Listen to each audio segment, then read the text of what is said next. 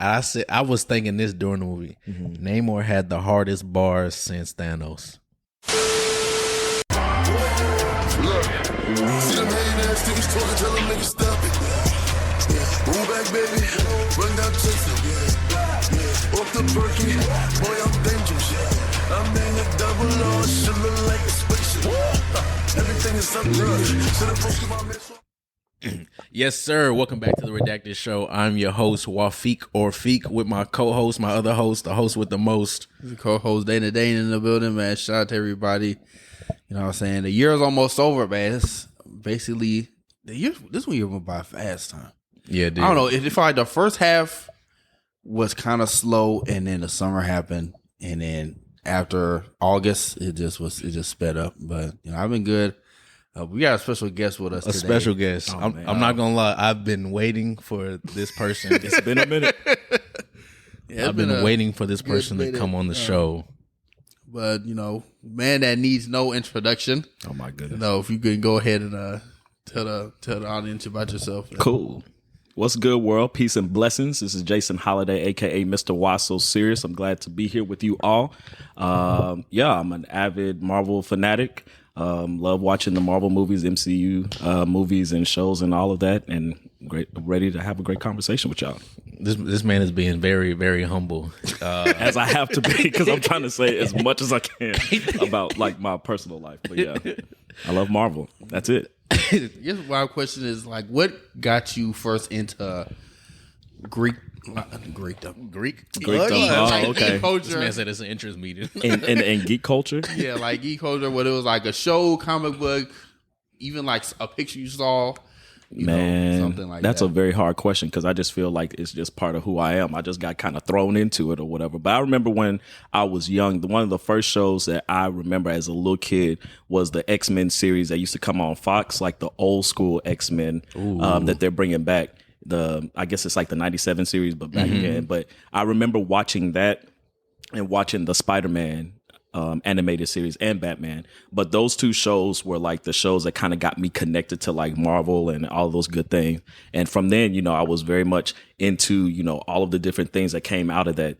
And yeah, that's what it is, like early 90s type of stuff. Okay. Not trying to tell my age. It's always like, I always find that stuff interesting because like for me, you know, really, I remember growing up watching Batman the animated series. Obviously, this was reruns because I was not old enough for when that shit was running weekly. But you know, watching that, and then I remember watching Spider-Man the animated series, and then Spectacular Spider-Man, all that stuff. That's what really got me into comic book like culture and stuff like that. And even just outside of that, like watching shows on Cartoon Network, like Ben 10, all them. I tell people all the time, like Ben 10 is like the reason why I wear a watch today. Really? Yes. Like Ben 10, it was like Ben 10, the one where they transform into monsters or something. I remember watching that as a kid, and okay. I was just like, man, I want to be like that. Like, give me a watch, mom. You was calling him Big Bro. Nah, let's relax. Big Bro is a little much, but it's always find stuff like that very cool. But I got one question for you too. What is so for people that don't know, Jason has a large collection of Funko Pops, right? Probably I got like 10. He has probably like 10 times that amount. What is one of, you don't have to say the most expensive one. What is one of your most expensive Funkos? Okay. One of the most that is not autographed is probably, I have like a Wanda Maximoff, Scarlet Witch, one that kind of is like I forgot, it's like 150. It's more than that or whatever. But the ones that I have that's autographed, there's one over there on the shelf that is probably $550 that I paid for. Whoa! That I got, yeah. Okay. I got autographed by the people. Who autographed? Huh? Who autographed Who it? signed it? Elizabeth Olsen. Okay. Yeah. Man, I think my most expensive one I have is it's one that Dana and my LBs, they got it for me. The Vegeta one is like Vegeta eating a cup of noodles. For real. That one's like, I thought it was like $10. I looked up the price for it now. That junk like $130. I said, "Hey, yo!" To hold on to it. It was in a box underneath stuff as I moved. I said, "Oh man, what?" I'm trying to remember. if I even all my Funko Pops, thankfully, have been gifts to me. So I've been very blessed in that instance. But I only got like 5 of them. Really? But recently, I got some like Lego figure, like Lego anime figures. I got one of Luffy, and then I got one of Killer Bee that I recently got with my girlfriend like last week or like a couple weeks ago. I saw him, so I was like, I need me one of those. Like I was like that nigga from TikTok. When he's like, that one over there. Bring me that fish.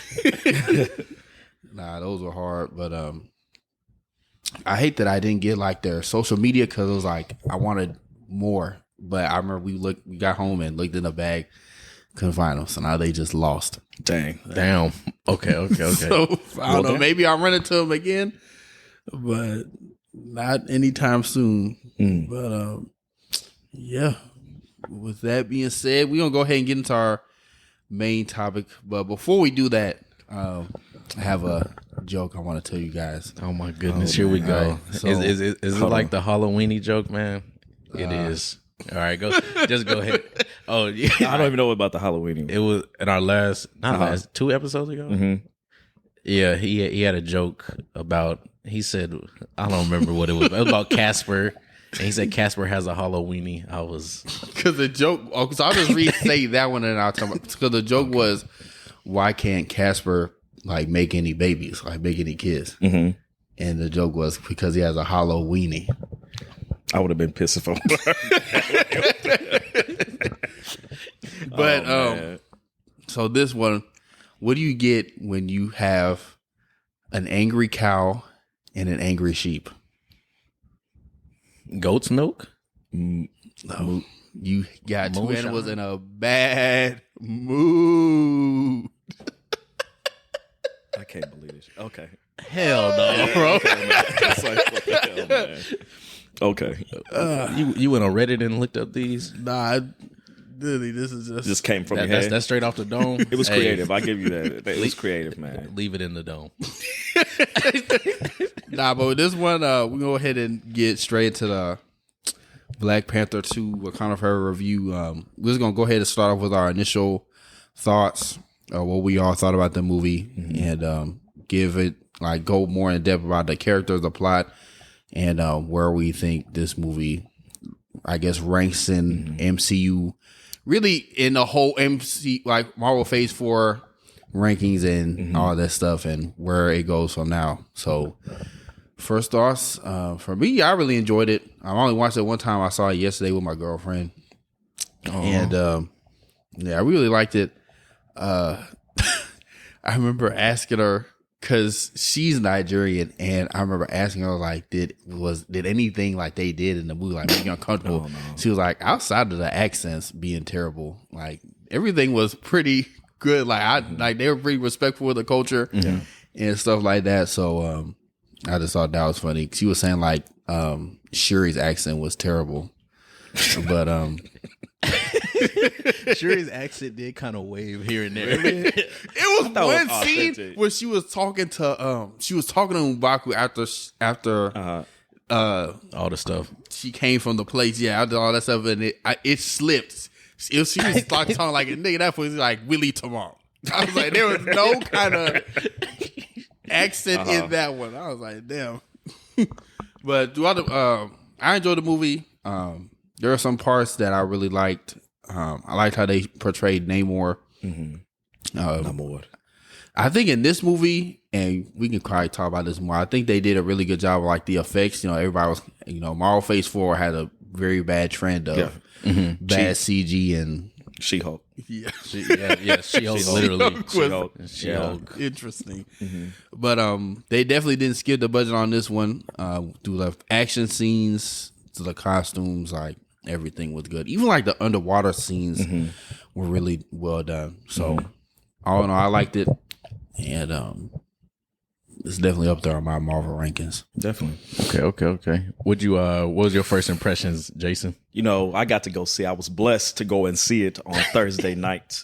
I've been waiting for this since the pandemic, and I was one of the ones who saw on social media that everybody was supposed to like wear white and everything. So I went and got all my white and everything, and and then when I walked into the theaters, folks was just wearing regular clothes. Man, Are you I was serious? Like, damn, I was like one of the few people that was like wearing white. I saw like a couple. I wore a white sweater, but I had no idea about that. No, it was straight by coincidence. I didn't know it was people supposed to wear white. No, it was supposed to be like when the first trailer came out, like when they saw like the everybody like celebrating the celebration of life. They said we're not wearing no dashikis or nothing this time. It's all white.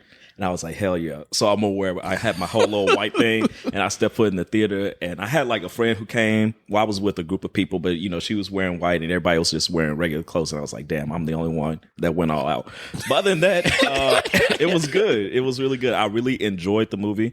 I think I came into it knowing that it was going to be a really well shot movie, a great tribute to Chadwick's legacy, and it was going to be like the actors put their like all into it. And so I can honestly say that from looking at the different actors, from Letitia Wright to Angela Bassett, Denai Guerrero, and Winston Duke, everybody, like it was really, really, really good. I do have some thoughts. But I will talk about that a little bit later. But I really do like it, and it was kind of up there, as Dana said, like up there in my ranking of MCU films. But it was really good. Okay. For me, initial thoughts. I did not wear white to the film. I wore white on accident. Well, not even on accident, just by chance. I didn't even know about that. I had on that jean jacket I got, but it had white. It has white on the inside though. On it. Yeah, okay. it has white on the inside. So I had a little bit of white on. Socks or something. Yeah. But initial thoughts. I really enjoyed the movie. So for the recent like Marvel movies and stuff, I tell people I only watched the very first trailer. And sometimes I don't watch the full very first trailer. I watch like parts of it, and then I just go cold turkey for the rest. So I just go in the movie and just be shocked with everything. So I was in that bitch. My jaw was dropped. Oh, he didn't know.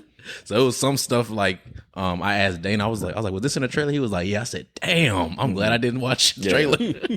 So I really enjoyed it. It is high on my list of Marvel movies, and I'll talk about one movie I'm thinking might have beaten I Speak the Gospel on that movie, but it'll be near the end. Oh, wow. That this movie has beaten? I think, yeah. I could tell you what it has already beaten, but we'll get there. I can tell you what it already has. But yeah, so going forward, we'll just start. Usually we don't really go through the movie, but we'll just start with each character. Start with, I guess, Letitia Wright, whether you agree or disagree what she did outside of the film industry, you can't deny that she definitely acted her ass off in the movie. I think she did a good job. I think she played the role well. I think, you could definitely feel the emotion she was in outside of like her bad accent, but it was, she did good. She did good. She did okay. Yeah. You don't like how you cool. feel? It was cool. I mean, it was believable. I was there for the film, not just for to judge folks' accents and stuff. Yeah, but, that's right. It was just I was like, jeez. But it wasn't bad. It was just like, this is kind of funny. But outside that, I think she did good.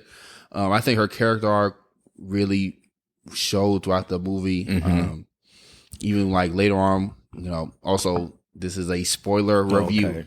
So, yeah, spoiler getting review. Into that territory. Yeah, okay. We'll say it right now. Spoiler review. If you're still here and you listening past this and you didn't watch it, I don't give a damn. Fuck you. Okay. So like even when at the beginning when she could just tell like the whole movie she was grieving, and it was good that they were kind of able to close that up at the end. With her coming to her own and burning the clothes and symbolizing like, okay, like this is the next steps. Taking on the next steps and things like that. So I really like that. And I wasn't expecting Shuri's character to be so angry. I get it, like, because of, T'Challa's passing and his transition to the ancestors and the ancestral plane and all of that. But there were like points like when she went to the ancestral plane and she saw a Killmonger. And then when she woke up out of that, like how angry and stuff she was, I wasn't expecting how all of that kind of like transition happened and all. I said, damn, I was like, Shuri is like hella mad and everything. I understand, you know, with the certain losses that she's had, but I wasn't expecting all of that, how they went in that direction. I thought that she was the smart, loving character, you know, kind of like, you know, helping everybody type thing, but she was really pissed off in the movie. Yeah. I think that descent into, I wouldn't say madness, but that descent into just anger was just something that was kind of just, it was something that they kind of brought up a lot. That's why the queen, she kept saying in the beginning, like, don't get stuck in your like electronics and everything. Don't just focus only on technology, actually be in the moment. And you kind of see when M'Baku was like, oh, I told your brother I was going to give you counsel. So don't get stuck on your technology and everything, because that's not how you really should grieve. So I think that was one small thing they kind of added in a little bit that kind of showed why she was descending into that anger, because she was like, my outlet that I have couldn't help the one person I needed it to really help. So now it's like, why the hell do I have this gift? And then she kind of mentioned that she was like, the real gift the ancestors gave me, I couldn't even use it to save my brother. Bro, why did they? I mean, yeah, go ahead. Why did they jump us in like that in the beginning of the movie? Like, I was not expecting. I was probably like, I thought they were gonna show like the Black Panther running into like a field or something, and he was in battle and he gets hit with a spear or something. But it was literally like the first second, just right in, like his heart rate is dropping. And I was like, dang, we're doing this right now, man. Like, I took it as like, we got to get this done now and out of the way as quick as possible and not make it a plot point, which I appreciate. You know, for some, it was probably like you said, like, damn, I gotta relive through this whole shit again. Wow. And then, I was, you know, that was crazy. It was, I was crying. How was it when y'all was in the theater? Like when the credits, like the Marvel credits was going in the beginning when it showed the Chadwick tribute thing. That little like the how was silence. It was silent. It was quiet. Whole nobody was silent. Nobody moved. Nobody coughed. Everybody was like, it felt like everybody was holding their breath. No, it was that scene. Like it was never. That movie was quiet, and even like we had some kind of annoying people next to us in the theater. But even that scene, like everybody knew that's moment of silence for Chadwick, right? Bro. And that was good symbolism too. It was just like watching that was chilling, and like wow, like he's really gone, and it's still even hard to think about. Like he's just gone. But I think this movie, and we'll probably get into it later, like really carried on his legacy, figuratively and literally. But even like that scene, like y'all said, that shit was quiet. You could hear a pin drop. That was kind of hard. I wasn't expecting like the coffin to ascend into the sky and all that other stuff. I thought they were going to do it like a different way, and I was like, damn. And there was many times throughout, like I think it was in the beginning and towards the end. I was like, damn, Chadwick's really gone. Like he's gone. Man. I thought the same thing. I was like, wow, he's really gone. Yeah. Like even like at the very end when they did like the last scene and it showed it was like the little tribute to him, like the last tribute. It was showing all the old scenes. Like I was in that bitch. I'm not gonna lie, I had some tears running down. I said, "Oh my god, man!"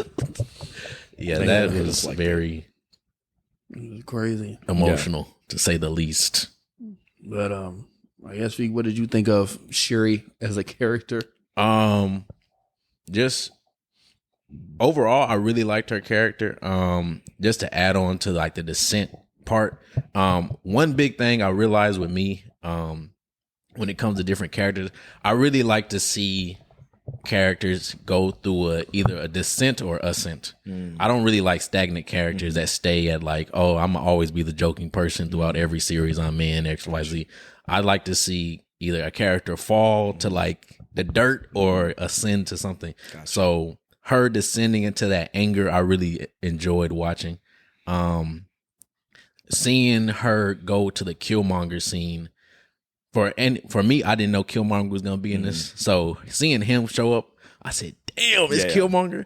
And honestly, people, I will say this, in the first Black Panther, I do kind of shit on his acting as Killmonger. I won't lie. I do shit. It's just, so it's one thing about Michael B. Jordan, he just acts like a nigga to me.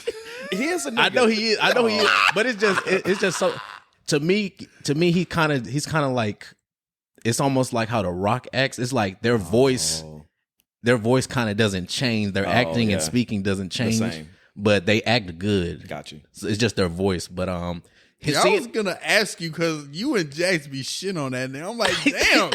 Like he can. Nah, act. but in this movie, seeing him, it made me reevaluate how I felt about his character. So I felt like he was the perfect person. I feel like to be in that scene. Yeah. And then if you noticed, in that scene when he was telling her like, are you gonna be like your brother or take care of business like me? It cut out right before she said, I want Namor to suffer. Oh, really? Yeah. So when it goes back, because she wakes up, it's about to show her say something, but if she wakes up and then she's talking to Lupa, Riri. Riri and Nakia, and then when it goes to her fighting Namor at the end, and he's like stabs her and she breaks the spear, it shows what she really says to Killmonger, and that's when she was like, I want him to suffer. I want Namor to beg for mercy, pretty much. Damn, I'll have to go back and watch it this week. Yes. Yeah, I remember that scene. I remember that part because it showed what she actually said in that scene when they were fighting at the end, and that scene was live too. I mean, I remember I kind of expected it, and then just seeing him in that throne. I remember my girlfriend was like, "What? Why he back here?" I was like, "He needed to be." Yeah, he needed to. He's like, "Not the queen." I was like, "The queen wouldn't go do nothing." Nah, because like the ancestral plane knows, even if that person that goes in there doesn't know like what they need to hear in that moment. Yeah, and she needed to hear that and understand like, I am grieving and I have been grieving and I am pissed off. You know what I'm saying? Like, cause she was trying to deny that up until that point. So Killmonger just saying like, look, man, like you just gotta take care of business. You know what I'm saying? But I just thought of something. So wait, basically, is the ancestral plane like real, or is it just like a hallucination of what the person is like feeling at that time? I think it's supposed to be like another dimension, like Valhalla. Like there's all these different planes in the MCU, and it's supposed to be like another dimension in this universe. Yeah, I think theirs varies. It just kind of. I can't fucking speak. I think I think theirs kind of does what like Dana was saying. It kind of gives you access to the person depending on like your mental almost. Where you're at. Because like Chadwick, when he went there, he saw his dad. And then Shuri, she saw Killmonger, but then in the very end, she kind of hesitated killing him. Then she saw her mom. Yeah. So it was like, it's giving you access. Oh, and then Killmonger saw his dad when he went. The first one. Okay. Yeah. That makes sense. Okay. So yeah. But that scene was live. Like even every time, because before watching this, I rewatched the first Black Panther. It's like every time they go in that scene, like just like you brought up how that scene was just well shot and how really the whole movie was shot really well. But just I love like the colors and how that scene was shot, beautiful. And even like when they were getting fiery and the flames were coming up. Yeah. I was like, okay, you get me turned, sure. Yeah, that hoe was live. But, I guess other characters like M'Baku, she was hilarious. Very much so. Like Jason said earlier, wish we could have got more of him, but, I'm glad. And I kind of figured this like towards the end when they made him the ruler of Wakanda, and they just kind of let Shuri do her own thing, do his own thing, do her own thing, because she knew it was like, look, man, I can't be the queen right now. Like, she can't because damn, she done lost everybody. Yeah. Y'all know that that one line he said when he was like, "You bald headed demon." He improvised that. Did he? That's I on a tweet. I'm pretty sure he said he improvised that scene. I was like, that scene had the whole theater erupted. Hell yeah. Yeah, I know John was laughing, and then like she would notice like some of the pigeon, which is basically like pigeon. like some of the pigeon that was noticed, like when an old girl Okoye was talking to Riri, and she was like, "You small girl." Yeah. John was dying laughing during that, so that was pretty funny. But yeah, Winston Duke was good. Okoye, she even more so like the whole movie, like the action scenes, they was killer. Like damn near better, if not as good than like the action scenes in Shang-Chi, and those were damn good. I don't like Shang-Chi like that. What? Shang-Chi. And when we talk about rankings, I'll but you know, it's cool. But I really like the action scenes, and even going toward when we get to talk about Namor, like all that stuff, like nothing seemed cheesy, nothing seemed phony. Maybe like one or two scenes seemed like okay, like what are we doing? But there was so few and far between. Like I'd had to go back and rewatch it. The action scenes were good. Her scenes were good. You know, seeing her character development in this movie, like when. You know, she was basically getting chewed out by King Wakanda. It was like, look, you lost my daughter, and I trusted you, and then you back Killmonger and all this stuff. Got Killmonger, you back Killmonger and all this shit. Like you over here bullshitting. She said, "Nah, you gotta go." Yeah. That scene, I will say, that scene was so much raw emotion. It was that I don't even believe that's acting. No, it was her. That was like just straight from the heart, and I was in that bitch.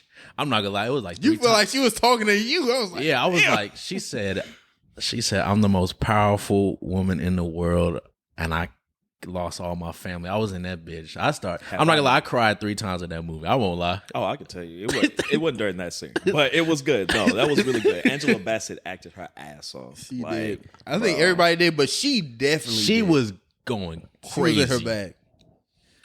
Yeah, I would say her and Namor Tanaguerta, they had good scenes. Yeah, can I just say one thing about Okoye? How No, not Okoye. about Nakia? Nakia. Oh, Nakia. Nakia. Hey man. Oh, here we go. I'm sorry, but Black women are beautiful, but let me refocus. Man, oh my God. Woo! She came on screen. That's my wife. Good Lord. Now back to everything else. Nah, she was good too. Like in terms of her scenes, like when they brought her back up to Haiti, and you know, it really reminded me like, damn, this shit is after the blip. Like you know, it's the movie seemed pretty self-contained in its actions. But you know, it did have its points. It didn't really tie it. It was too dependent on outside stuff, outside of like, lad, you know, after the blip, you know what I'm saying, you kind of left. Yeah. All you really, for this movie, was telling people, I said, all you really need to know is that Infinity War and Endgame was a few years apart. And then as long as you watch the first Black Panther, then you're good. You're good. I said, even if you didn't watch like Black Widow or all the other shows that had the lady in it, I said, I was like, you don't even need to know who she is. Honestly, Pretty she's much. just there. Yeah, she's just a white person. When she came on the screen, I was like, oh shit. Yeah, I was like, wow. And then when they brought up how her and Everett were married, I was like, what? Yeah, no, that scene, I said, what the hell? Yeah. I think I watched something or heard something earlier that a lot of people were pissed off that her character was in the movie because they said that her character didn't need to be in the movie. That they just they said that it was like Marvel Studios placed her in the movie to have like a continuation from Winter Soldier and Falcon show and stuff. I think honestly, that's probably what it was. She didn't, because she really didn't have to be in there. She probably, I think it was just a way to just saying, yes, everything is still connected, in some way. I didn't think about it that way. I thought more of it as like, you know, she was the face of the government trying to get this vibranium. Oh yeah, and they don't know about these pseudo-Atlanteans, these Talakanians, these mermans. You know, they're thinking like vibranium Wakanda. You know, it's these Wakanda niggas that are stopping us from getting the niggas. The Wakanda niggas. The niggas. So it was like, look, man. And, you know, they were the ones who got the machine from Ruby Williams, which is how we get her in the movie, and her kind of being a plot device like, what's that girl name? America Chavez. I thought she was a lot better in this movie than America Chavez was in Multiverse of Madness. You know, I liked her more because I guess going back to Multiverse of Madness, America Chavez, she was just, I don't know. You didn't like her? Not that much. You know, she was just kind of there, and especially in the end where it was almost like some power friendship type. So it was like, you had it in you all along. Yeah. I was like, I didn't really like that. But back to Riri Williams, I guess going into Riri, Okay. I really liked her. I liked her, especially when like they brought it, like when they introduced her and like she got old dude phone. It was like, look, it's 800. I was like, damn. Yeah. That was pretty funny. This kind of got me a bit more excited for Ironheart. I was watching a review earlier today, and someone brought up how like her costume at the end. It's her final one. That's the final one. Well, I mean, in the comics, that's how it looks in the comics. Like, exactly. They not gonna revamp it. They probably gonna rechange. They probably gonna change it. But I thought that was like the Iron Man one. But that's how it looked. Like the one when she was using and fighting at the very end. That's how it looked in the comics. That's it. I think they gonna definitely change it up. But I hope they upgrade it because I mean, it's still. I mean, it was nice. Don't get me wrong, but it looked kind of cartoony. Yeah. But that was really the only thing that I didn't like. I liked her character. She wasn't in a lot of scenes, but the scenes she were in, it wasn't like, like what are you doing? Yeah. What do you think about her? You can say whatever. She was a good character. I feel like there was some scenes that she was like, she kind of overdid it and tried to make her like a stereotypical.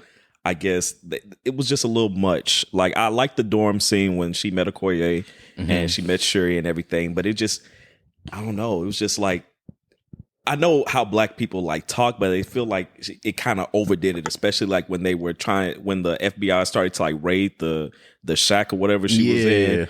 It was kind of overdone for me. But I was like, okay, I like her character, but I'm like, you could just tone it back. Like we get it. Okay. We get it. Her character was cool.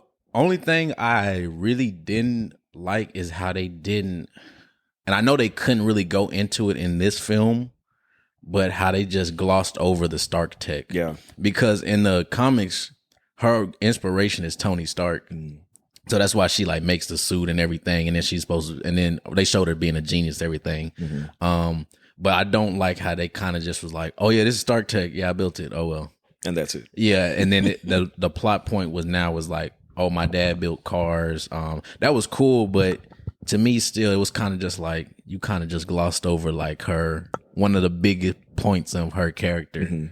So I really didn't like how they did that point. And then they did, however, do a lot of stuff that's pretty much parallel to Iron Man, like her going into the sky, passing out. That was like when Tony went into the sky and froze and came back down. They took out a scene that I saw in the first trailer when she does when she used the blaster and fly back. And like Tony does that in the first movie. So they took out both those, but her character overall, it was cool. The design, I'm not gonna lie, I really liked the design of the suit because the head had cornrows. Y'all saw that? Did it really? The head had grooves for her cornrows. I didn't see. I'm gonna have to go back. It had notches. It had notches on the head. The suit was all right, but I think that was my favorite part of the suit. And then all the scenes she was in, she wasn't really. I didn't feel like she was overpowering or overbearing the other actors. So I think she was a good small plot point. Just put her in there. Just a dash of parsley. Exactly. She was like just be better than America Chavez. Yeah, be good. Which she was. Yeah, I really liked her. And but going into Namor. Now that nigga. All right, I got it. That you can start this one. Namor. Namor to me, I was thinking this during the movie. Namor had the hardest bars since Thanos. What was it? When he first came up to the Queen and Shuri, he came out the water and he was like, "Oh, the air here's so fresh, the water's so clean." And then he was like, and then he told the Queen, he was like, "I have more soldiers than you have blades of grass in your kingdom." I said, "Holy fuck!" Like, I yelled in the theater. Bro. Him saying that just showed how strong his presence was, and then his introduction, swinging the helicopter into the ground. That whole scene was a horror movie. That whole scene honestly yeah. was more scarier than a lot of the shit that happened in Multiverse of Madness. Yeah. Outside of Wanda scene, but Because if y'all notice, y'all know when they had the sirens. yeah, they had them doing like the siren song. yeah. Yeah, I thought that was like, as soon as they started singing, I said, is this a siren song? And then they started falling off. I said, Falling off oh the my thing. God. I heard that, and Joan was like, "What is that noise?" I was like, "They sing it," and then she was like, "Why are they just not stopping?" I was like, "Cause they stuck in the trance." Yeah. And it just made me think like, well, these people are old, like hundreds of years old, back in like the 1500s, and I really like how they changed the origin to fit this Namor now, like versus how it was in the comics. You know, I still think it made sense, and I like the subtle detail of, I don't know if y'all noticed this, y'all may have, when they in the water, there's like regular skin. Yeah, they like change. That's what I was about to say. Yeah, like yeah. they when look they regular, come out, they're blue. Yeah, yeah. Except for So Namor. that was cool. And Namor, so I guess that was part of his mutation on top of his winged feet, which is his mutant power as well. But Did y'all notice that his wing feet sound like snakes? Did they really? It sound like rattles. Oh, I didn't hear A little bit when they flap. It sound like rattlesnakes for a little bit, for like a split second. I didn't notice like- that, like but it flutter, makes sense. It flutter and it makes a snake noise. It makes sense, like his name and them calling him the Serpent God, and then even them doing like Oh, the little hand symbol, hand sign, all that Do stuff. you know that they said, I read something today, but that's like really either like a Mayan or that was like a greeting or something, and the people who were playing those characters went and took it back to the studio and said, can we add this gesture in there? Because it was really like a real like greeting from back in the day type of thing. So it was kind of cool that they incorporated Yeah, that. that was cool. Like I was saying earlier about how it was shot, like I really liked seeing that pseudo Atlantia or Atlantis in Talokan. It was just like beautiful. It made me think back to Go ahead. it made me think back to when they first showed Wakanda and how breathtaking that was. I was like, damn, this is a real ass city in Africa. Like this is a real ass nation in the water, in the ocean and shit. You know, I like how the MCU does everything, and everything is like intentional. But if out of the many critiques that I have of the movie, I wish they would have showed more of Talokan. I needed more of it. They just did like a little gloss over, the little sun thing. You know, he descends into the little the shark mouth or whale mouth or whatever. But I needed more of the city, just a little bit more. But I got it. I understand. I would think that too. Like I liked what I got, but I can definitely think like I liked more. Would have been like, wow, like this. I think it would have did a lot. It would have did more good than bad. Of like, damn, like this shit is really like. I don't think it would have tired and when I was like, okay, like I got enough. Like they showing too much. You know what I'm saying? I think, like Jason said, it would have been really good. But what everybody's seen Aquaman, right? How do y'all think? Do y'all think the Atlantis in Aquaman looks better or Talokan? I'd have to go back and watch Aquaman, but I think the lighting, lighting in Aquaman was a lot better than it was in Talokan. So I think the lighting didn't do this nation justice. Yeah. It seemed like the whole movie, like especially with the underwater scenes when we were at the theater. I don't know if it was because our theater was ratchet or something. I don't know. But it was like very dark, and I was like squinting to try to see, but it was good. I just wanted to be a little bit better with the lighting and stuff, like Dana said. Okay. I think. Well, you can go. Oh, it was dark. My bad. My bad. Hey, I'll go ahead, nigga. It was dark. I took it as it's a developed, undeveloped city. So so you're just kind of putting you in the sense of like you're almost in the suit, so it's how you would see it. And that's just me acting like I know how they shot the film. It could very well be that hoe was just dark because they just couldn't upgrade it. I'm about to say, I don't know. You may be right, but I don't know if I want to give them that much credit, if I'm gonna be honest. But yeah, I think you saying Talokan being like a developed, undeveloped city, I could definitely see that, especially like the culture that they tie into. Whereas, in my opinion, I feel like Aquaman was basically just a white Black Panther. So it like that, in my opinion. It just, the movie? Like the movie. Like it just felt like a white Black Panther to me. But I was just like, okay, I like Atlantis. I I liked how they show up. I think a lot of that just had to do with like the lighting. It was a lot more colorful in Yeah. comparison to Talokan, where it was kind of hard to see. And like to Jason's point, I wish we would have saw more so we could understand like how beautiful this city actually is. Yeah. Because who knows, it might be like some shit from fucking Coco, like that movie over there. You know what I'm saying? So What'd you say? You said Coco. like how beautiful that area, that movie was, and like that city and all that I stuff. still haven't seen that movie. But Coco, man. No, I haven't seen Coco. I haven't seen Encanto. I haven't seen. Yeah. I haven't seen a lot of like recent. Coco will make you feel like how the end of Black Panther was. For real? Oh god. Kinda. But Oof. yeah, to Namor, like in terms of his powers, his movements, like the first moment you saw him, like when he grabbed the plane and threw it, I was like, shit. I didn't know he was that strong. I really didn't know that. I didn't think they was gonna make him that strong. Well, it makes sense because they lived under the water, like at the depths of the sea for so long, and it's like under there, the water pressure, it's gonna harden your skin, which really goes back to like why they bulletproof and shit like that. On top of them being around that vibranium, you know what I'm saying? So that, and then on top of him being a mutant, it's just layers and layers of shit. I'm confused as to the scene that kind of just started, like kind of like jumped this whole thing off with the warring and stuff like that. How did old girl die if Okoye and them like stabbed him in the spear and stuff on the bridge and everything? But when Nakia went in there and hit him with the like sonic thing, how did that like kill him? I'm not gonna lie, I have no clue how it killed him because I really thought she was gonna live. I thought she was too.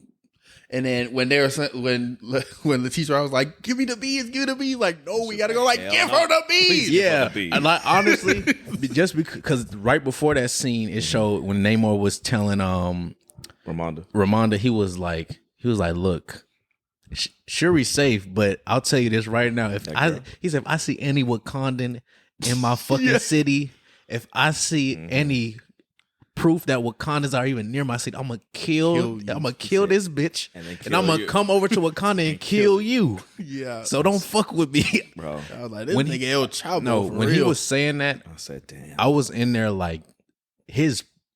I don't know how to say it, but his presence was just on like. It was like some menacing shit. Like it was. Like he meant to. Yeah, and like even though it's an actor, just hearing that is like, damn, this nigga. If he not acting, he might be real. Yeah, no, this villain in terms of like Namor is definitely my favorite outside of Thanos. Like I think they did. I think they took what they did right with Killmonger, because before Thanos, I thought Killmonger was my favorite villain, and he probably the best one out of them in terms of outside of Thanos. And then Thanos came and just blew everybody out the water. So it was like we're trying to fill in that gap, and I liked how they portrayed Namor. Like Feeq was saying, like every scene he was in, he was like, "Do not fuck with this nigga, because he will burn your city down. Well, not burn. He'll flood your city." And he basically did. He was like, when he first came and was like, "Look, this is just a taste of my power. Like if y'all don't give me the scientists in a week, I'm flooding this whole city again, bro." Okay, so let's talk about that first scene with Namor coming in. He told them pretty much he found the girl dead, and then they did the whole thing in Talokan when he was like, I was blinded by potentials of us being together and all this stuff. That scene showing the whole city yell "Rise Talokan," I was in that bitch shook. I did the hand sign. I said, hold on, maybe I'm on the wrong team. And then pulling Ronaldo up, was like, "Come to our side, nigga." Yeah. So when they pulled up, right? How were y'all thinking like during that whole sequence of like shit like, flooding? There's no way, even because it was one scene where like a wall just burst open from the flooding. But even before that, someone was like, no, E. Jones was like, damn, this, because we saw the water, and E. Jones was like, damn, they about to flood, and then boom, the wall blew in with water, everything was flooding. One of the Talakanians came up on a boat and took someone under. I was damn. And then M'Baku was trying to fight Namor. Oh, he knocked the hell out of him. He knocked that nigga out. Oh my god, bro. I didn't know he was that strong until I saw that. I mean, you know, he tried to hit him with the little staff thing, and then when he hit him, I was like, damn, he is strong, bro. I'm about to say that shit exploded on impact. When he punched him in the chest, for 1 second I thought he killed that nigga. I was like, yeah, I was like, and then when he did it in slow motion, he turned around and was like, boom. yeah. I was like, yo, if he didn't have that plate, that second plate in front of him, he would be dead. Because he was hubbing, he was like, Yeah. Okay. So I guess I'll ask you, Jason. So after that scene, it got to the throne room. It got to Namor attacking the throne room. How was your thought process during that whole let me just preface this. Before I even came into this entire movie, like I've been waiting to see this for the past couple of years, but I said, I don't care what they do in this movie. I said, just don't touch Angela Bassett. Y'all can do whatever y'all want to do. Don't touch Queen Ramonda. Don't do nothing. But as soon as like I saw like the water rise and they said that we were under attack and I saw the spear go into like the window, I was like, damn, that's symbolic. He really gonna like go after her and he's not gonna stop. And then, you know, he flew away. I was like, oh, thank goodness. And then he came back. I was like, damn, she gone. That shit, man, like, when he bro. flew back the first time, I was like, okay, maybe that was just to scare them. Maybe he's done. I was like, they came back, bro. done. I was pissed off, bro. That whole throne room thing, and then like, you know, her swimming and everything. I was like, oh, okay, she's saving Riri and all that other stuff. I said maybe she gonna make it, but the way that they did it, like how like she was like floating in the water when they like walked in. Over. I said, please don't. I said, please don't take her. Just don't take her. And then, you know, Riri came back and I said, damn. I said, Ramonda gone, bro. Like, she's gone. That shit, it pissed me off. But I guess after that whole thing, I was just like, bro, I don't want to see no more. Side note, them water bombs was fucking niggas up. Yeah. Like, I want to know every time who made them water bombs was fucking niggas or how they make them. I want to know who the engineer. Magic. I don't fucking know. Bro. Doctor Strange working with them. I don't know. They got their own source of Supreme and Telecom. No, that scene, I was like, it's no way this is happening right now. Cause like once it showed her like hunched over, I had my jacket like over my face. I was like, it's no way this is going on, bro. I said after everything, this happens too. That was and then it really just showed that Namor was essentially Killmonger just underwater. Yeah. I'm like, to your point, I think with this one, they were like, what made Killmonger so good and how can we add on that? On top of this dude being essentially our first main level mutant that we introduced and that we don't want to like undermine him. Yeah. So I think that went into it. And on top of the actor, because I think he played some role in Narcos where he first came, like how he first got big. And he was just like, I got it. And stole every scene. Like, and like you say, it was menacing. And I'm trying to think what I was going to say earlier. But a lot of people, when they were saying, they were comparing Namor like he was like a modern day like Magneto. Like it was very much like the any means by any means necessary type of approach to like protect his people type of thing. Like, you know, y'all can do whatever the hell y'all want to do, but for like my people, you know, I'm gonna protect them type of thing and all of that. So I definitely saw that too. Even what's funny about you saying that is when they first showed, like when they first introduced Namor in that scene, like when they was on the boat and he threw the plane. Ejon was like, "Is that Magneto?" I was like, "No, that's funny. It's not her. I mean, that's not him." That's funny. I'm not gonna lie. I thought it was a Kraken. They said we're getting dragged out. I said, "Damn!" They brought out a giant squid already. Nah. But his I will say his backstory was done very. I think that was 10 out of 10 how they did it, and I'm glad they showed the representation of actual like conquistadors, slavery. And that stuff, because for a second I didn't think they were going to show that on the screen. And then when they showed it, like all the stuff happening and really saying, yes, it was Spanish conquistadors that enslaved these natives. and did this things. And it was an interview he did. I don't know the actor's name. Tenoch Huerta. Okay. Yeah. Oh, okay. Yeah. Yeah, it was an interview he did. I saw earlier today. He was saying that like during the shooting of this movie, they were very on the forefront of like representation and everything. Because he was like, a lot of times when they see in like movies and TV shows, when they show like Mexico and stuff, a lot of times he was like, a lot of times it looks like a Scandinavian film. Oh, makes sense, bro. He was like, most of the people in there look white. When you go to Mexico, nobody, not like it'd be that. maybe Nobody 5 people that look like that. Yeah. So, yeah. So I really liked that representation. And then showing him as a kid, take out that priest. Oh yeah. Hey, I said, this is a bad man. Yeah. Yeah. And it was essentially his comic book origin without being his comic book origin. Like he grew up, like in the comics, he grew up hating the surface world. So in his like, in this movie, you see that, and like you said, like their origin story. I don't know what they looking at each other, but like you said, I really like how they did that. How you like after that scene, like you knew like this nigga's not to be messed with. Yeah, like for real.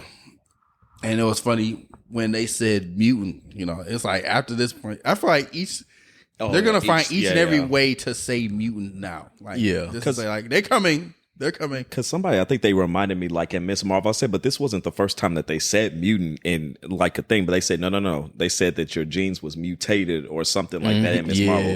But in this one, it was like, he was like, I'm a mutant. I was like, oh, damn. He was like, I'm a mutant.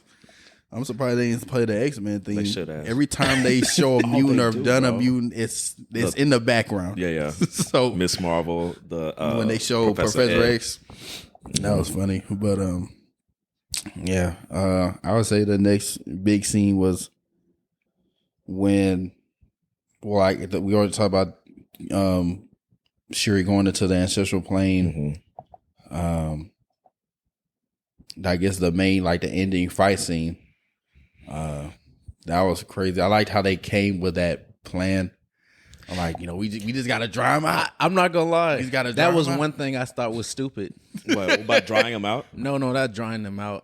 Get on a fucking boat. I was like, why the hell would you bring them Right. out? I said, why would you go to them? I said, you dumb niggas. I was like, what the fuck, bro? I said, if you want to take him to a desert, just pull up to the desert. Yeah, I said, well, use tell the him to come. horn and say, pull up, nigga. Bro, had the whales and the big bombs to fuck up the ship and everything. Because I thought I was like, oh, okay, they really did this. But nah, they came back. It was crazy. Nah, when they had them basically huge bag of water bombs, Bro. I was like, this so damn. I said, they got a nuke. For real. I said, oh, they're all about to die. I was like, damn, bro. Yeah, I was like, they was fucking up everybody the whole movie. You said Namor? The water bombs. Oh, the water bombs. Yeah, the water bombs, that was a cheat code. It was. Definitely. The bridge scene, the damn throne room. Shit, they should have learned from them. Bro. And then I will say, you said it earlier, this was probably some of the best fight shit, Shang-Chi. This is going way back early in the film. When Okoye was fighting Hammerhead nigga on the bridge, when he slammed her against the fucking pole. Bro. Yeah, that was crazy. Nigga, bro. I felt the impact. Everybody was into that scene. Everybody was like, ooh, all that other shit. Everybody was into that scene. Yeah. But the thing I liked about that scene, it was like, I saw like Okoye's like resilience and stuff. Like she wants to win no matter what. And she was like, I'm protecting like this girl no matter what type of shit. And she didn't give a damn if she was going to get fucked up. She wasn't going to stop type thing. Cause wasn't it like a part in there where she like broke her arm? She broke it on the impact of the pole. Yeah, her shoulder got dislocated and she popped it all the way back in and like fixed her shoulder and elbow. That shit was... That was crazy. I thought she was going to... I was convinced she was going to die. Yeah, low-key, I thought he was going to kill her. I was like, are they about to kill all the original cast besides Shuri? Everybody in this whole, man. Everybody gone. I was like, what type of...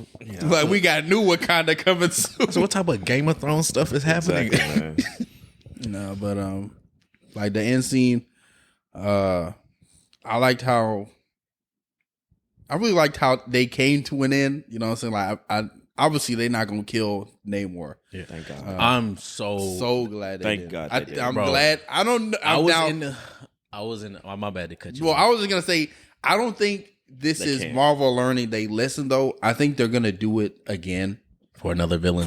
Yeah. But I'm glad they didn't do it with this one. Yeah, because that's one gripe I don't like with Marvel. But they just kill the one-off villains. Yeah. Even though it's like somebody that's huge, they just one-off them. Like Ultron, one-off. But With Gore? I feel like Ultron Gore can. was I feel like underused. Ultron can come back, but even then, they still one-offed him, and that was like 5 years ago. Whatchamacallit, Mandarin. I feel like they did that in 10 Rings with Shang-Chi. Like, I mean, Mandarin. even though, Yeah, But now Gore. I guess they technically got a new Mandarin, his sister. Yeah, with in terms of Love and Thunder, Gore. that was one I was so mad. I'm not gonna lie. which one? Gore. When Gore died. Like what you were yeah. saying. He was underused, though. Yeah. Definitely underused. And but I'm glad they didn't kill him because I think they're gonna use him as more like an anti-hero role now. Mm-hmm. So What does Namor do typically, like in the comics and stuff? Does he like usually like help the Avengers, or he's like his own? I think he he usually helps. just Like he's chill. he's been on the Avengers.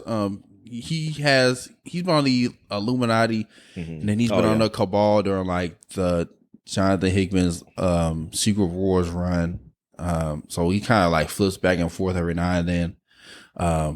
It was one comic where he had like a fifth power of the Phoenix and flooded Wakanda. Damn. This was like during I think the Avengers versus X-Men run. But yeah, so he kind of flips back and forth, but I think they're gonna have him on like the good side / anti-hero / just don't come Black into my Adam. just don't come into my crib. Like, Don't come on my turf. But see, Namor seemed like he made peace with everything. Like after the fight with him and Shuri and everything, like he made peace with everything. Yeah. But there was that one character, Namora. bro.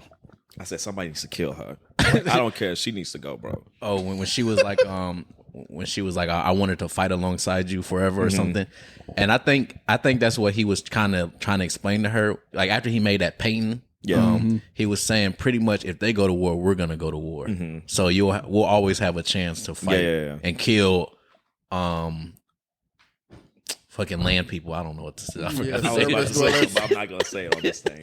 What are you gonna say? I'm not gonna say it. kill no. Yeah, but I will say that final fight, I think it was choreographed very well because when he came in and punched the shit out of Shuri at the very beginning and she That was slammed on the crazy. ground, I said, this is some anime shit. Oh, for real. Because when the ground broke, I said, holy shit. Yeah. And when she ripped off his wing, I was like, damn, yeah. hurt it. I was like, I felt that shit. Yeah. I said, she tore this nigga Achilles. Basically. And then even when he was like limping and like when he jumped and punched him, like when you say back when he punched her through like the wall and the shit broke, I was like, damn, this nigga powerful. And yeah, but that was crazy. But Shuri wasn't pulling no punches either. When she got impaled, She should I have was died. like, oh, she should have But died. what kept her alive? The heart-shaped beads. herb or I the don't suit? know The what beads. kept her alive. Them beads are a cheat code. Because when it showed the whole close up, that was definitely her spot. I said, all right, bro. I was about to They say, showed her and then spine? even when It was she definitely the hole even that when closed, she it was on pulled her off spine. the Really? spear, there was no blood on the spear. Yeah. Oh, it wasn't no blood. I didn't see none, but hey, them beads are a cheat code. Them beads are them sensu beans in Dragon Ball. They were like, give me the beads.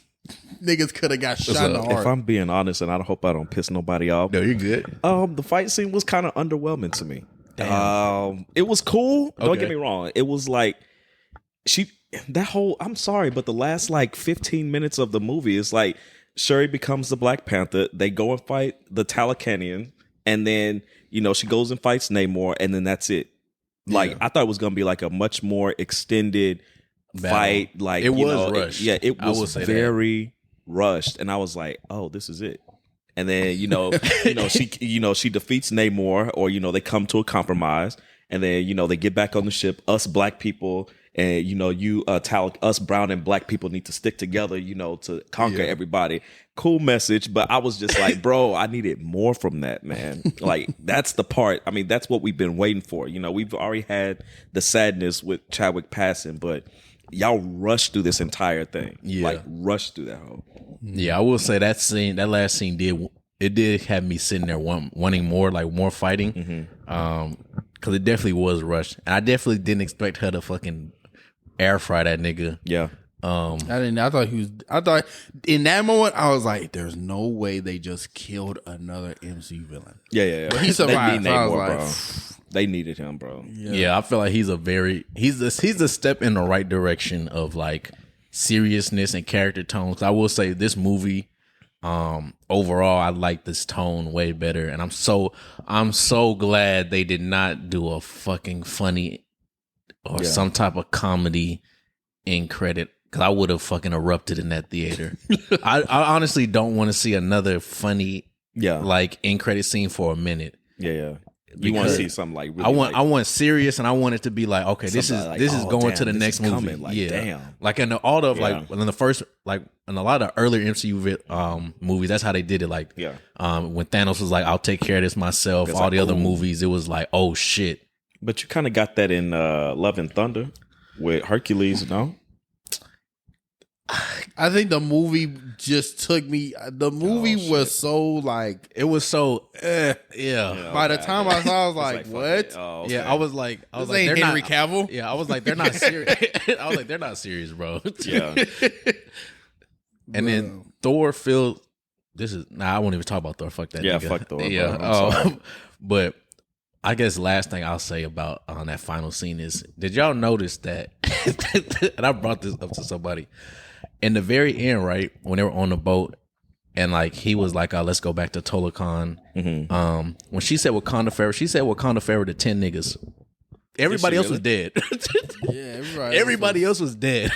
Wait, on the boat? On the boat, everybody else was dead. They were like dead, like laid out on the boat? They were laid out dead. Only thing people that was on the boat was the mermen, telekinesins, whatever they are. And then it was M'Baku's small group of 10 niggas. That's it. It was M'Baku. Hey, the Jabari was holding it down. It was M'Baku, maybe like 3 Jabari, Riri, Okoye.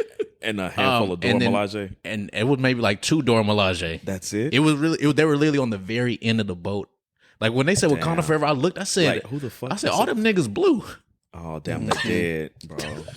Yeah, I need to go back and watch it, man. I don't know. It like watching Black Panther 1 and then just going to, it seems like the Wakanda seemed a lot bigger in the first one. And it's like in this movie, and not even just like the land, I'm talking about like the tribes, like everybody. In this one, you only, and maybe this is just me not really thinking it too much, but it seemed it was just Shuri, Jabari, Dora Milaje. That's it. That was all Wakanda.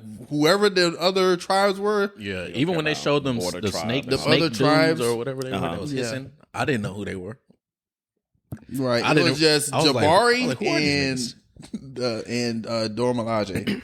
That was it. One of the things I was kind of like looking forward to with watching this movie is because at Comic-Con in San Diego, Ryan Coogler and like the cast were saying, oh, we're going to be exploring all these different parts of Wakanda. We got more parts of Wakanda that you've never seen before.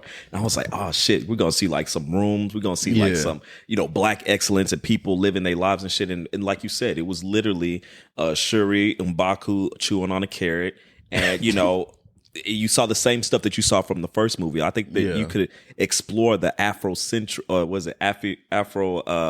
futurism in the movie a little bit more. But I feel like I was like they. I think took they'll that probably do that in like the next Black Panther.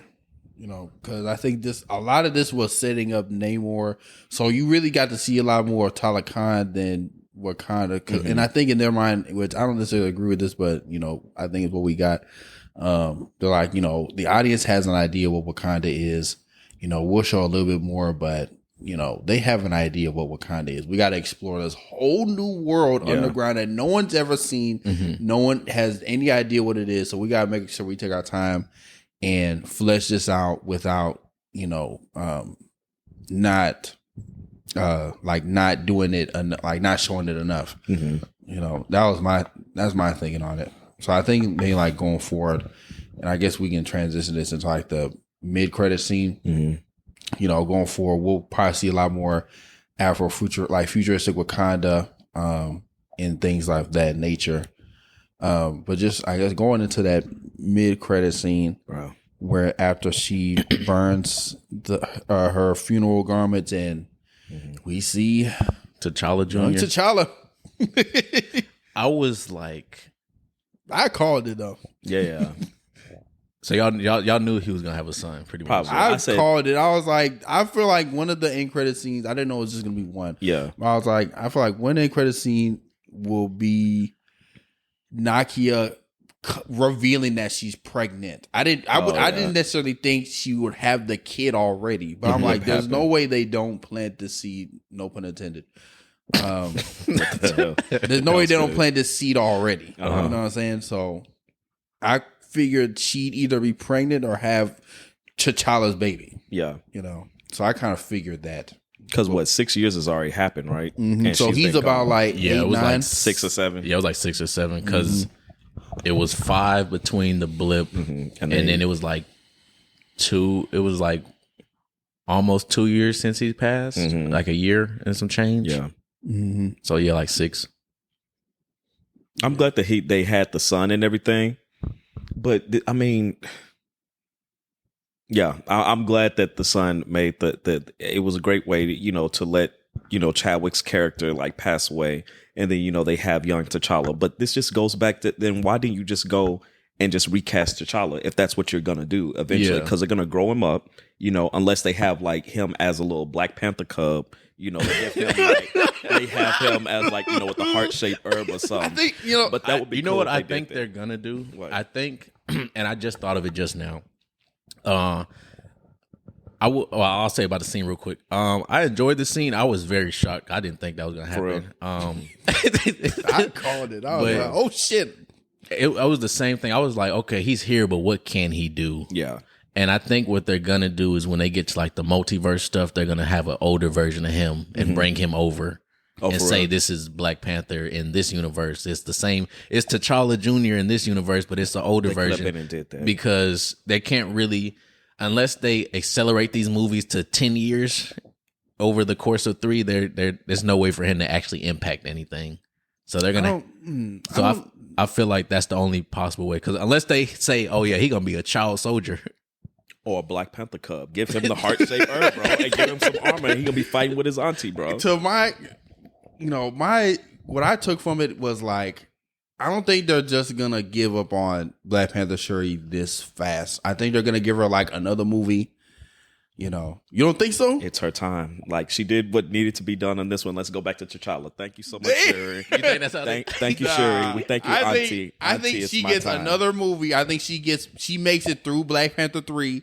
Black Panther 4, he's gonna be old enough, and he's like, okay, we're passing you the reins. And I think even Ryan Coogler, he talked about it in an interview that I watched today. He was saying like, the reason why they went this way was because, they wanted to tie it to the comic book T'Challa's origin story, and because in his origin story, he grew up outside of Wakanda. He came back older when he was older and was like, to take the throne. Yeah. He grew up in London, and this one he's growing up in Haiti. So Killmonger, Huh?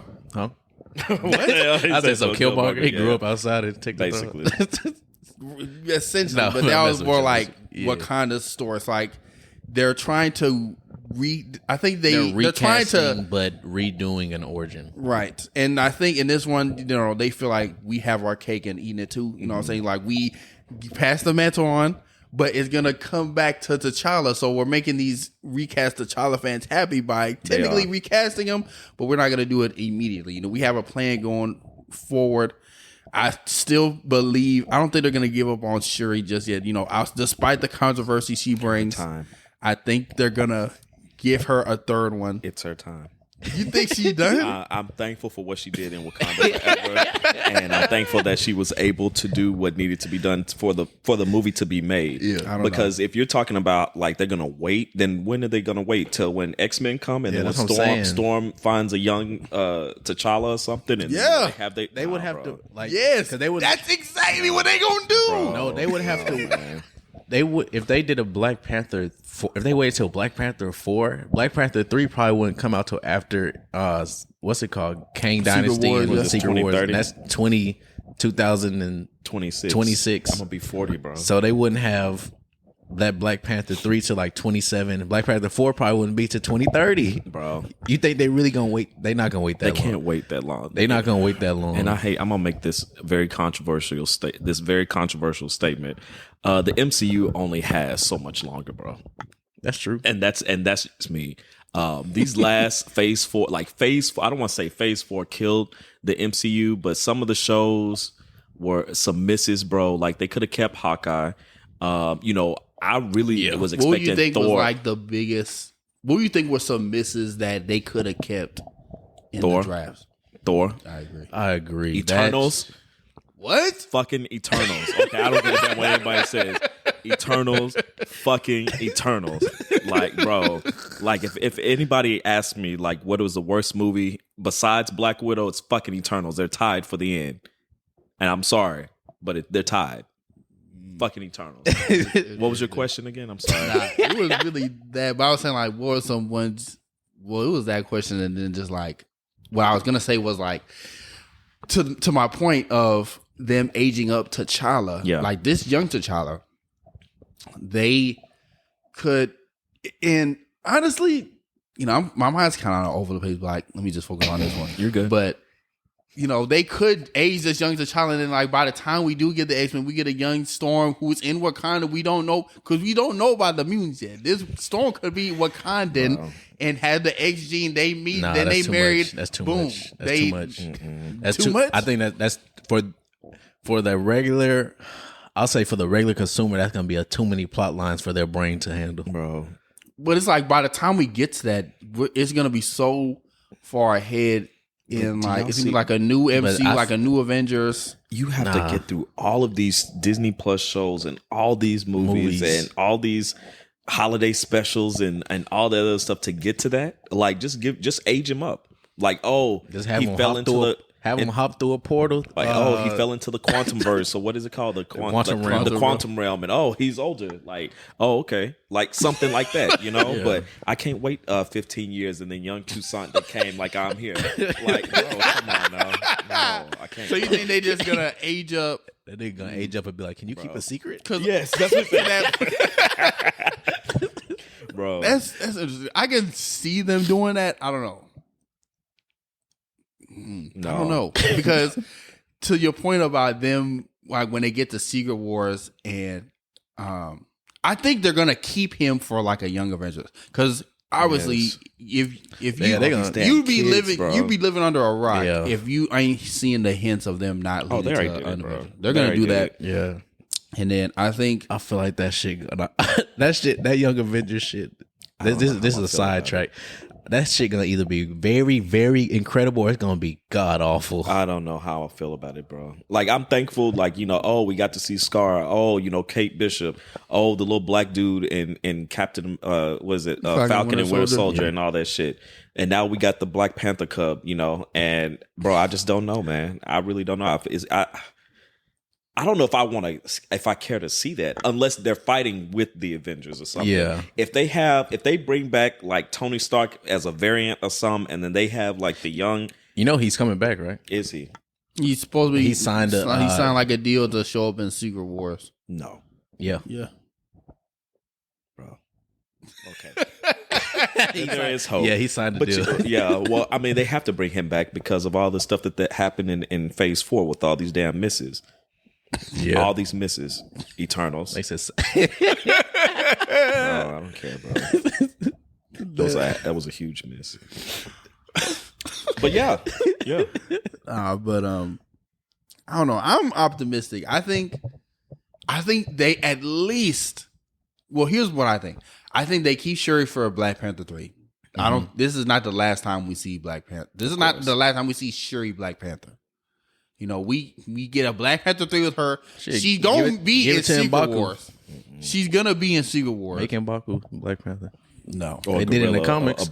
He was Was he? He was in one of them. I forgot which. Wasn't he one in one of them in Baku? Yeah, I'm like pretty sure he was something. one. Black I Gorilla.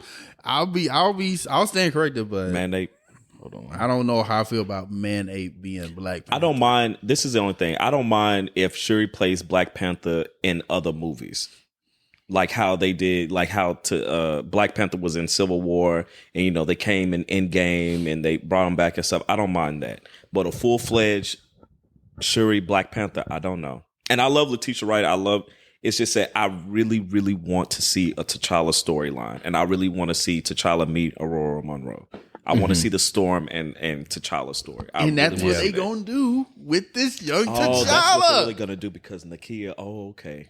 That's what I'm trying to tell you. Oh, okay. Once he ages up, I'm telling you that by the next time we see another Black Panther, maybe in Black Panther 3, by the end of that movie, it transitions to young T'Challa. It's a time skip. Maybe he's older. He's like what? I don't know. He's 8, 9 right now. So by that time, he's maybe 18. 15, a teenager. So he comes back to Wakanda. He's trying to be like a young prince, and then he meets a young Storm in Wakanda. You know, and as this time he's trying to challenge for the throne, we still see Shuri, like an older Shuri being Black Panther, and like an older M'Baku trying to instill wisdom on this young T'Challa. And then maybe in that movie we get like a, I don't know, computer generated T'Challa. I don't know if Disney bold enough to do that. So basically, like a Lion King type. Yes, that's exactly. This is the line that they doing Black Panther Lion King. I'll be honest. I don't know if I want to see. I don't want to see no. T'Challa. I don't want to see no 15-year-olds, bro. No, being Black Panther, like H him up to a nice 25, 20. Like he done went through some. You know, he done lost his daddy, so you know. Yeah. I don't know. That'd be just a big ass time skill though. Because if they're gonna do that, then they might as put well that nigga in a portal, bro. Pop him out and like some toast, nigga. Yeah, exactly. Man. If they're gonna do that, then they might as well just have it like do what you said with the multiverse one, like the multiverse idea where it's a future T'Challa comes out and he's older, like almost like they did with Secret Wars, and it's a future Franklin Richards that comes out and saves the day. Yeah, they probably could do that with T'Challa. Yeah, they really could do that after Secret Wars if they want to do Secret Wars into Battle World. And once they reset that, because they have to, if they don't do the ending how the comics is, I know everybody gonna be in pissed off because that's where they reset pretty much everything. Really? Yeah, because Secret Wars, that ends with Doom pretty much taking. Because he's like fucking overpowered at that point. He takes pieces of each universe and makes it into one world. So he takes like the most prominent pieces of each universe, makes it into one world, and it's called Battle World. Oh, okay. And at the end of Battle World, that's where you see T'Challa wielding the gauntlet, raising the dead. You see Namor with them. You see Doom kills Thanos. All this crazy stuff happens. And then at the very end, Franklin Richards and then who's it, Molecule Man, they like reset the whole universe and everything goes back to like point one. So if they do it like that, reset the entire universe, they could say to young T'Challa now it's older, some shit. I don't know. It's a lot. It's a lot I of like possibilities. These conversations. I'm not necessarily disagreeing with what y'all are saying, because a lot of what y'all are saying is cool, and I'm listening and I'm hearing it. But I don't know. I think we get another Black Panther Shuri. Yeah, of course you do. Yeah. I mean, of course we that. have to. I mean, she just can't do her little 10 minutes as Black Panther, and then they go on to T'Challa. But I get it. But I'm thankful because y'all really brought up that point. We really will get that story with Aurora, with Storm, because Nakia, the mama, she don't have nobody no more. God rest Chadwick. But they're gonna have Storm. Yeah. So I don't know. I'm optimistic. I think in this one, like I said earlier, they're like, everybody got their cake and ate it too. Yeah. We pleased the recast T'Challa fans. We technically recasted them without recasting them. And then we also didn't recast them at the same time, but we have our Shuri Black Panther. So everybody's good, But they could, at least that's what they think. I don't know if that's the reality. But they could have just got a T'Challa variant and just say, this one was, and we could have had an aged T'Challa if they would have just had a variant or something. I think Marvel didn't think society was ready for that. I think they probably started with the idea, and then they probably were just thinking the safer route without having a lot of backlash would just be Shuri. The more shock value will be to have a variant, but the safer route where we're not freaking canceled or an angry mob comes after us is just have. Someone, I was watching a review and someone was like, maybe in Civil War, like we have a variant Killmonger who in his universe became the Black Panther. And he comes over and now he's Black Panther. Oh, I would have appreciated that too. I would have been mad, but I would have appreciated that in the long run. Because I honestly thought Killmonger was going to be the one to put this is what I actually thought they were going to do. Somehow Shuri was going to be Black Panther and somehow they were going to resurrect Killmonger's body from the sea. And then he was going to put on a suit too. And they were going to team up. It was going to be 2 Black Panthers. But that didn't happen. That's just my thing. But it's like, I'm glad now that they brought back the heart-shaped herbs. I remember rewatching that first one. I was like, damn, like they really put themselves in a box, burned in these heart-shaped herbs. But they got a 3D printer. They got that 3D printer working overtime. How did that happen though? I was like a 3D printer. Yeah, when the robot or the AI was like, should I print it? I said, print it. What in the hell are you talking about? And they showed the 3D printer. I said, all right, man. Yeah, that's just Wakanda. It makes sense. Yeah, it just made me think like that's what's about to start happening now. About to start 3D printing food and it's just gonna be more regular. Like y'all laughing, I'm dead ass serious. I firmly believe like we're just gonna be moving into this area of stuff will be 3D printed. Didn't they do that on Spy Kids? Was that Spy Kids? Probably. Where they had like a hologram burger. Or something. Oh, it was an episode of SpongeBob. Well, I know that, but it was a movie. It was a kid movie. They did that. I don't remember if it was Spy Kids or not. Oh well. Yeah, but all in all, I think we had a good conversation. That ending, I enjoyed the ending. Like I said, I can't say enough. Like it just made me feel optimistic. I think with this young T'Challa, we get him in a Young Avengers project whenever that is. Give him might be sometime in fate. Yeah, give it a heart shaper. Make him a swole 8th grader. A swole 8th grader. I'm telling you. This makes me think about like, do y'all remember that movie Avengers Next Generation? And it's like the Young Avengers in a post-apocalyptic Ultron world. Yeah, made me think of that. That was pretty good. That was a pretty good movie. Was it? Yeah, it's our animated movie. Okay, so it made me think of that. So these are basically like the Titans of MCU. Yeah, like Teen Titan. The crazy thing is, DC has better known sidekicks than Marvel does, but since Marvel is marketing their characters better, we're in an age now where people are probably, I don't know if this is gonna be true, but people are probably gonna know. I don't know, like some years down the line, Iron Patriot more than a Robin or like a Beast Boy. Depending, if things trend how it is right now, like if DC stays stagnant, which I don't think it is, because from what I've been seeing, I think James Gunn is putting it in the right direction. But he is. It's almost to that point. I hate to sound extreme, but they're just marketing their young Avengers better than like their like DC sidekicks. Yeah. It's like that's not really the case. I think that what the future of the MCU what Kevin Feige and the whole Marvel Studios team needs to do is take a step back and see how Phase 4 pretty much like fared against everybody, because this was like the first time that we got so much stuff. Yeah, WandaVision, and then you got hit with Winter Soldier and Falcon, and then you went into Hawkeye, and then you got what was the movie with Scarlett Johansson? Black Widow. That shit. And then you just got so much. Like it was a lot. So it was an overload. I think what made Marvel very successful is that we got 3 films a year, and then that was it type of thing. But when you have like the Disney Plus shows, and if the Disney Plus shows are not like good and everything, it kind of just takes away from like the movies and stuff.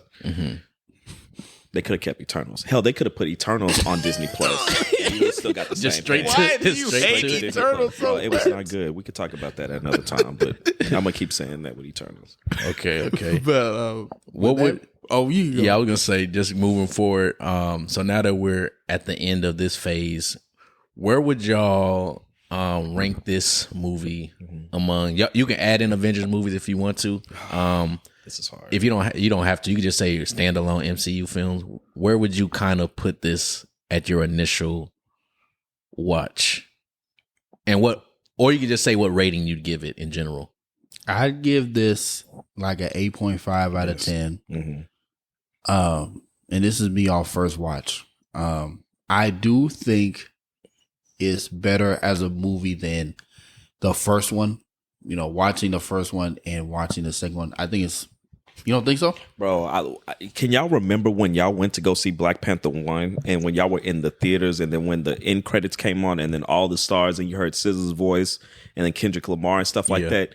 I don't know what it was about that I just felt like a sense of like black excellence. I'm like, damn, like we got our own like shit type of thing. With this, it was sadness and everything. You know, it was grief. That. I think like that's a good point. And to that point, like the first Black Panther, that wasn't just a movie. That was a movement. Yeah. Like that was an event. Movement. That was an event. If you missed it, you would just ass out. Yeah. And if you had to be a part of that. Yeah, because the first Black Panther was one of the few times where it brought people. It was people that didn't know shit about Marvel, shit about superhero movies, shit about African shit. They just knew that we have a black main character on the big screen, so I need to go watch it. A successful one, like you know, people was thinking that with Blade, but like this is on a bigger scale with a more well-known character. Blade is like more of a niche character. You know, only he has like his select few fans. Yeah. Black Panther in the MCU was like so big, like y'all saying, like it was like this is ours, and we have this. You know what I'm saying? Yeah. You know, I think the other people tried to do the same thing with Shang-Chi, but you know, it couldn't beat that. You know what I'm saying? No, not at all. Not at all. But, I'm glad that, the MCU has all of this representation and inclusion and stuff. But the first Black Panther, and this one too, to a certain extent, was very special. It was just like going to the theaters. People had on their African attire and stuff. Mm-hmm. And you didn't even have to say nothing to nobody. Y'all just knew that y'all were going to go see this movie together and everything. And it was just that type of thing. It was just like, damn, this feels like, good, bro. It was like almost like a family reunion type shit. Mm-hmm. Yeah, it was. So part of me is rethinking that, but like I'm thinking like as a movie, I don't know. I'll put the second one just slightly above, but it's like, in my opinion, 1A and 1B. You know, I might have to rewatch it again, but I don't know. It's pretty close. Okay. In terms of Phase 4 movies, I'm gonna start small. It's better than all of them. I don't have to say anything. You say what? Okay, I don't know if it's better than No Way Home, but in my opinion, that's 1A and 1B. No Way Home and Black Panther 2. And then after that, I'd probably say... Keep going. It's good. Phase 4? I'm trying to remember what else was out. I could give you Phase 4. Black Widow came out. You got Black Widow came out. Shang-Chi. You got Multiverse. I would say Shang-Chi is third for me. No Way Home, Black Panther 2, Shang-Chi. What'd you say? You just... Wait, hold on. Go back. Say it again. In terms of like Phase 4 movies? We're going Phase 4 movies. Go again. Say it for me again. Can we get a whole list of the movies of that has already came out? Because I want to make sure that this is... we don't miss nothing. Because I just want... I don't want to miss anything. I don't want to miss anything. I'm trying to remember what else I'm thinking was about out. all the shows like WandaVision and stuff. I'm just thinking about movies in general. In terms of shows... I don't know. I think the best show was Werewolf by Night. So we've had Black Widow, Eternals, Shang-Chi, Multiverse of... This is not including shows. Multiverse of Madness, Thor. Oh, okay. And then Thor was the other one. Black Panther. Black Panther. Okay. That was the one that was missing, Thor. Okay. Yeah. Go ahead. What'd you say? No Way Home 1. Okay. Black Panther 2 second. And then Shang-Chi third. In terms of Phase 4 movies. And then in terms of macro scale, non-Avengers wise, I don't know, because it's like I'm thinking back and forth. Like before, my favorite was Black Panther, because it was like I'm thinking about like seeing it in theaters, that event, that feel, you had to be there. And I feel like a lot of this was still in this movie, but I I think a lot of that was because they had a target on their back because Chadwick passed. Yeah. And, they had to show like we could still make a movie without him being here. You know what I'm saying? So I think that's what made the movie good. So, damn. That's hard to do with all the other ones. I'm sorry. I can give you Phase 4. Okay, Phase 4. Yeah, I'll say this one is Phase 4. Phase 4. Phase 4, I can definitely, y'all probably gonna hate my list, but with Phase 4, I can definitely say, I want to say that this is tied with Far From Home. Or is it No Way Home? No Way Home. Yeah. I want to say it's tied with it. I really do want to say that because even, with going to the theater and seeing all those characters from the past, I was like, bro, I saw Tobey Maguire when I was in 7th grade. We went on a field trip in Austin, Texas, and I went to go see this movie. It had that feel. Yeah. So I want to say that Spider-Man may be number 1, and then Wakanda Forever is 2. Okay. My third is going to be Multiverse of Madness. I love Multiverse of Madness. I respect it. Yes, thank you. Okay. I respect pretty polarizing because I like Multiverse of Madness too, but that was one of the things either you loved it or hated it. A lot of people hated it, and I loved it. I think they hated the fact that they marketed it as something like, "Oh, we're gonna travel all these multiverses," and they really went to 2. Yeah, and they only showing you like a 0.5 second of each other one. I was about to say they did a little montage. They did a little, two, But the movie was still good. Yeah. For me, rating 8.5, 8.75, kinda, but 8.5 out of 10. Yeah, from the first watch. So this is the first watch. Me not knowing anything. I watched it twice. The first watch, I gave that bitch a 9.5. Second watch, after watching it again and absorbing more everything, and not being glossy eyed. Yeah. I gave it like I say a 8.8. Oh, okay. Like an 8.8. Okay. If I had to rank it in Phase 4, it's my favorite solely because this may sound dumb. Solely because I feel like I genuinely laughed and enjoyed this a little bit more than Spider-Man. Mm-hmm. So I put it like a point, maybe 0.1 or 2 above Spider-Man. So really they even. Mm-hmm. Third, Shang-Chi. Just because, really, Shang-Chi is because of the fighting. It's really not because of anything else. It's because of the fighting. Is a lot of it because you just don't like Aquafina? No. Oh, thank you so much, I was waiting to see. I was waiting to say it. Thank you so much, bro. I'm sorry. Anything that has Aquafina needs to make an apology, a formal apology to the black community, because ever since Ocean's 8 and she did that whole black scent shit, you see, she was in it. You want this bit, like, bro? I don't like that. She was in Ocean's 8, bro, and that's where that black scent shit came out. And I just, I can't. I'm sorry. And she's gonna be in the MCU. She's gonna be with no. Shang-Chi. Imagine her coming to Wakanda. Oh my God! Hey, God. They gotta kill her. Shit. Y'all see this? Ooh, they got fly. Like, bro, I can't. I will say she was very annoying in that movie. I toned her out that whole movie. I can't, bro. I was about to say didn't find her too annoying, but maybe that was because I subconsciously tuned her out. No, I made sure to tone her out. After I heard her first talk, I said, you know what? We're gonna shut this part of the brain off. I'm just like, you don't have to do that. Just talk. I mean, just talk regular. And that's not even how you talk in real life. Like, I don't know. Yeah. Now I have a greater respect for Riri Williams. Never mind. I'm gonna take back what I said about Riri Williams and how they overdid her character, her little no, she could do how she want to. Aquafina, hell no. Sorry, bro. No, bro. What would you say? This may be like a getting our bag question. Yeah. What would you say was like the worst Marvel Phase 4 project? The worst? Yeah. And this could be show. Well, we'll do movies and then we'll do shows. Movies. Movies? Oh, definitely Eternals. Eternals was the worst. I literally fell asleep in Eternals. And I was waiting. And the thing is like whenever I'm watching these movies, like something comes over me or like basically like says something in my ear, like this is the movie. Like it's not gonna plateau. It's not gonna get worse than this. It's gonna stay right here. And then you come into there thinking that you're gonna get one thing, and when it shows you like, Yeah, with Eternals, it just stayed the same. It was just stagnant the entire time. 30, 45 minutes with no fighting. And then you fight for 30 seconds and then you go back into talking. Eternals is by far the worst movie of Phase 4. Okay. Interesting. Dang. I'd have to Tied with say Black Widow. I would say Black Widow is worse. Thor: Love and Thunder is right above that. And the only reason why is because I generally enjoyed Thor: Love and Thunder. I didn't necessarily enjoy Black Panther because I'm like, this Black movie Widow. is Black Widow. I was about to say, hey, Black Widow. we got to jump. Say what, bro? PJ. I didn't enjoy Black Widow because I was just like, this movie is so out of place. Why is this a movie now? Yeah. Why did they do Taskmaster like Another this? case of that. Yeah, the villain.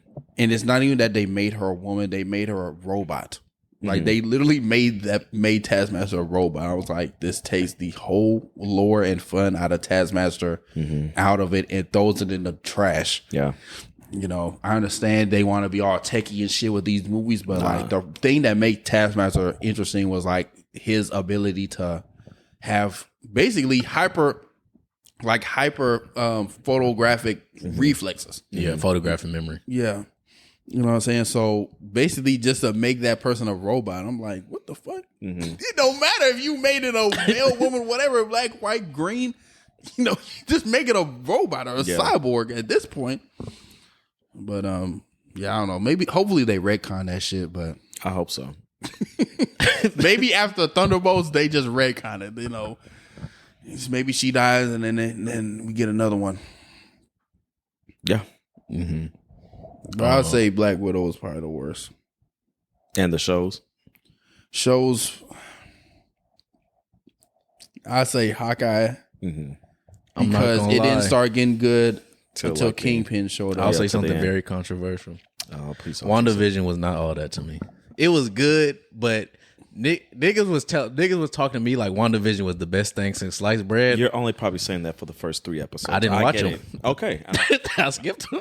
Yeah, I get it. The rest was good. I enjoyed it. I will say that, but I just felt like for that phase, really all I won't cap, bro. I be talking about the shows. For the shows, I'll say this: I watch each show as what it is. I try not to put big expectations on it, I have to. which is kind of helped me a lot with these shows. Because if I put a big expectation on She-Hulk, I wouldn't. The way I talk about it on this podcast would not be how I talk.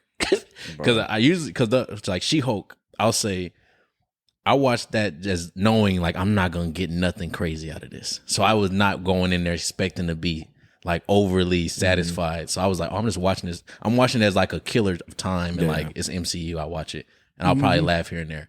If I really ranked that hoe was ass. Ass might be a stress. You talking about She-Hulk? Yeah. Oh, okay. Yeah, She-Hulk. Yeah. Okay. But for other shows, I think Loki. Oh, Loki was amazing. I think Loki was the best. I forgot about Loki, bro. I think what else came out? It was a shit ton. Moon Knight. Moon Knight was very good. Yes. Miss Marvel was there. It was all right. I forgot about Miss Marvel. I enjoyed Miss Marvel. It was a few more so than WandaVision. Nah, not more than WandaVision. Oh my god. I do talk shit about WandaVision, Yeah, but it's but definitely come on up. now. It's definitely up there in like the top 3. All the rest of them were just kind of there. That Falcon and the Winter Soldier, that was it was good, but it was very something. I will say I liked the first episode of Winter Soldier when he was like flying and shit. I was like, oh, this is when like Disney Plus was like first starting to like introduce the MCU stuff, and I was like, oh, this is like a little mini movie type stuff. I like this. But then after that, I don't know what it is about like the MCU and what their formula is. It's just like y'all give us like 2 or 3 good episodes, and then the rest episodes just be talking and it's shit. Like with Miss Marvel and stuff. Miss Marvel didn't get to pick up until like the last like 2 episodes. Yeah, it was like Yeah, last I was 2 or just 3. like, bro. I think because the problem is they only have 4 episodes worth of shit to make, but they need to make it 6. So they trying to stretch it out as much as possible, and then they add filler. But it's like if that's the case, Just make one. like, Just make one TV shots like how they make did a with TV Werewolf shot by or Night. I was about to say, like- just make a werewolf by night type thing. Because Werewolf by Night was good, and I was like, I'm so glad this is a one-off, like a one episode special. The man thing. It was perfect. yeah, in my opinion, I think Now that you brought up Loki, because I did think like Werewolf by Night was probably the best product on Disney Plus that they made, but I still put Loki over that, and then Werewolf by Night, and then I liked Moon Knight. My only problem with Moon Knight was like I didn't get enough Moon Knight. I got too much Stephen Grant. Oh, okay. I like Moon Knight. Moon Knight was pretty. Moon Knight cool. was cool. Yeah, that was good. But yeah, we're gonna go ahead and get in our bag section. Get in our bag section. Hold on. Yes, Cue the music. Yeah, bitch, I'm in my bag, bag, bitch, I just made a bag, bag, bitch, I just made a bag of big bag. All right, we're in our getting our bag section. So let me see. I asked a group to say what the hell? Oh my goodness. We can't ask this question. It's too controversial. Is it for the forbidden topic? Oh no, okay. that's not that, but it's something else. What do you think is I'm reforming their question. What do you think is a red flag when in a superhero movie? Or what's something that you really like in like certain superhero movies, like a trope they do that you don't enjoy? I think one thing is the annoying kid. I was about to or say like it. the annoying like what? Have you seen Black Adam? What the kid was that. Anytime a movie like a when they superhero movie overdo, does okay. that, Yeah. it takes me out. 'Cause I'm The like, MCU why? has that? Who they got that with? I think they did that. They did that somewhat with Chavez, but she didn't talk as much, Oh, I and got she you. was just kind of useless. Like anything in a superhero movie that's useless in a way, you know, that's one thing that I don't like. And it didn't help in Multiverse of Madness that she was like the MacGuffin or like the literal plot device of the movie. Riri Williams was, but it wasn't as bad as Chavez was. Like you can't necessarily tune out America Chavez because like the movie revolves around her. Yeah. The movie don't necessarily revolve around Riri. Like they trying to get her, but it's more so about The two nations like fighting. the two nations fighting Okay. and protecting their culture and their people. You know what I'm saying? You know, Riri Williams was just kind of caught up in the mix of that. Yeah. So I would say anytime It's an something annoying- like that happens, annoying and kid. even like to Black Adam's point of view, like into the Black Adam movie, like when the kid, I don't know, that kid was just I hated too that annoying, kid. and it hated he was somewhat of like a plot device, but it was like Feeq brought this up too when we reviewed the movie. He had no sense of danger. I'll sense I'll of say this. This is the urgency. first time I actually watched a movie, like a superhero movie, and I said, this kid is so innocent, but I want this nigga to die. It was one scene. No, it was one scene where she was in like the hover bike, and Black Adam was chasing around him and finding him, and so it was he threw one bike, and I'm like, this nigga should have died. Should have been dead. Yeah. He should have been dead. There's no way. And then like at the end when he was trying to like rally the groups or something, like bro, Yeah, he was I don't very know. So annoying. like when stuff like that happens, and then I'll say just like the CG, like the CG bad, then it's like I can't watch it. Okay. What's some stuff that you think that's like red flag or you don't enjoy? Well, just based off of some of if the fight scenes and the action don't make sense, like I keep going back to this, but it's just like if there's like a whole lot of talking and dialogue, and then all of a sudden you just throw a fight scene in there, it's just like y'all didn't even like the transition to that wasn't even really good. I guess with Black Panther, what they could have done in Wakanda Forever, after like Shuri did her whole thing, got the black, the heart-shaped herb, and that whole fight, that transition with her, after talking to M'Baku, it was just like we were thrown right into that. They could have gave us a little bit more and a longer fight scene type of thing, but I don't know. It just seemed like everything is rushed in movies. If you're gonna give me about 45 minutes of dialogue and only like 5 minutes of fighting, like you kind of lost me on that, i.e. Eternals. Yeah, I'd say for me one thing. You like? I'm sorry. Well, you can finish and then I'll go to your. Yeah, There's nothing positive I'm gonna say Eternals. So yeah, I say one thing that I don't like in superhero movies is when they do that, almost like the kid thing, but it's like the caretaker of the monster type deal, like the parallel, like almost like I'm trying to think of movies or like shows that do it. When it's that person, like how Black Widow was like the caretaker of Hulk and like the Avengers, where she's like the one that calls him down, does stuff like that. With Werewolf by Night with Ted. Yeah, almost. Yeah, when it's like that one, it's cool in some movies, but a lot of movies don't do it well. They do it as a force of like, oh, this is your long lost lover, so she has to be the one to calm you down. I'm like, bro, get the fuck out of my Kind of like screen. how old girl was with Doctor Strange, in my opinion. Like, what's her name? Who, the white girl? Yes, I was like, there's a lot of white people in that girl. movie. Christine Palmer.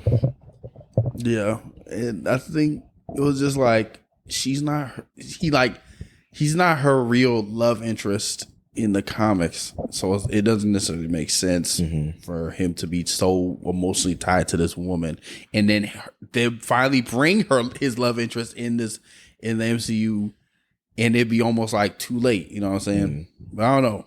Yeah, so that's how I feel about that. I don't know. Did you have a get in your bag question? Well, I mean, I guess part of it was like the young T'Challa conversation going forward, but we kind of already talked about that. Oh, okay. Oh man. So that's for our get in our bag section. Our last section is our redacted rules section. In the redacted rules section, we pretty much have a guest. If we have a guest on, they give us a redacted rule. If there is no guest on, me and Dana go back and forth and say what a rule is every other week. And these rules can be stuff you live by, motivation. It could be as deep as you want it. It could be as shallow as you want it. So, Jason, You put me on the spot. Okay. What is your redacted rule for this episode 30? I think it's like 37 or 8. Okay. So I guess my rule would be is to speak more positivity, I guess, to yourself and see yourself more in a positive light. There's a lot of like negative things that are going on around the world and a lot of things that we see in social media that kind of makes us doubt ourselves and our abilities and stuff. But I think if you kind of like encourage yourself every single day and speak positivity over yourself, I think you'll be able to combat any of those negative thoughts or those negative things that we see in social media and in the world. Okay. I like that. So for this redacted rule, speak positivity into yourself. That what you said, right? Or over yourself. Over yourself. Okay. Speak positivity. Speak positivity over yourself, into yourself. Speak positivity. I think that's a good one. Up there, I'll say my favorite one because it's funny was like Cam's when he was like, "Stop the space racism." Oh, basically, like you know how people would start getting judged with like astrology and shit like that. Yeah. So yeah, that one was pretty funny. And with that is the Redacts. That is our. Damn, I was about to say a totally wrong movie. Damn. Well, that's been our show. Appreciate you, Jason. One more thing. Angela Bassett deserves an Oscar for this role. Just saying. She needs to be nominated at least. I'm just saying she kind of carried the movie, but I loved her. I loved her character. And R.I.P. Ramonda. Yes, sir.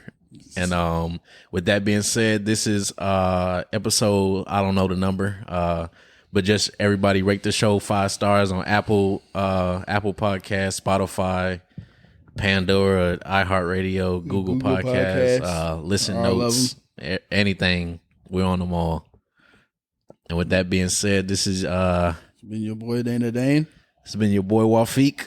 And the one and only Mr. Why So Serious. Peace and Pan-Africanism to you all. Well, I say you want to give your people your socials? Not at all, but I just want to know. But you can find me on IG at Mr. Why So Serious. It's been a pleasure to finally be on Redacted, and hope everybody has a blessed week. And remember, speak positivity to yourself and treat others with kindness. And we out. Peace. Peace Kobe, I'ma show him how to shoot. On the 4-5, jump in the ass, my crew. Yeah, I'm stepping with a fed, keeping all of the hoes on mute. Pull up park, could be yellow in a brew. 48 for a quick burst. Crazy 8s in the back, yeah, the trunk on hot like a cue. 40 on me when I'm in the backseat. Blotter, paper pre-cut. Chris make juice, it'll drop like ink. Chain came with a clean plate, came with a sink. The Parator came with a mink. Tricones white like paint. My hoe by the hoe, cause she know it's my king. Hit on my side, cause I drop a song. Think you should hit up the link. The phenotype came from the pink Colombian thing. Yeah, the genetics unique. Cellular right on the beat. I'm teaching the hoe like I'm Play-Doh. I got the veggies like by the tomato. You got a basic called making Alfredo. I put a bag on a hold my payroll. I get active at night, then I lay low. The salmon was breaded with panko. Struck in my soup, I believe it was Mako. Got my Soviet clutching the Draco. You said it was bacon, we taking your cake though. I got the tree like a poplar. Bango. Up in that Tim, ain't no